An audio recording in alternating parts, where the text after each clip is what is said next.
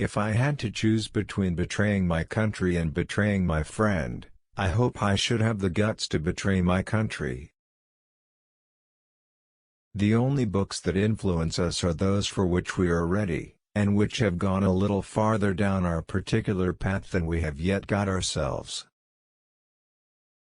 I distrust great men.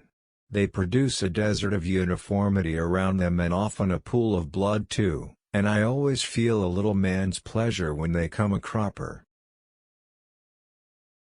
The fact is we can only love what we know personally. And we cannot know much. In public affairs, in the rebuilding of civilization, something less dramatic and emotional is needed, namely tolerance.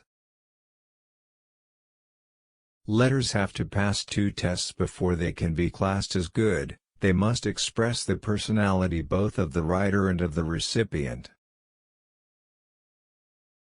Tolerance is a very dull virtue. It is boring. Unlike love, it has always had a bad press.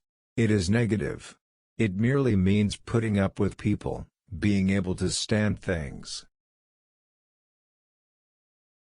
Railway termini are our gates to the glorious and the unknown.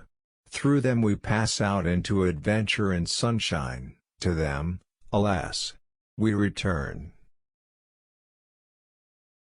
Works of art, in my opinion, are the only objects in the material universe to possess internal order, and that is why, though I don't believe that only art matters, I do believe in art for art's sake. We are not concerned with the very poor. They are unthinkable, and only to be approached by the statistician or the poet. What is wonderful about great literature is that it transforms the man who reads it towards the condition of the man who wrote. We are willing enough to praise freedom when she is safely tucked away in the past and cannot be a nuisance. In the present, amidst dangers whose outcome we cannot foresee, we get nervous about her, and admit censorship.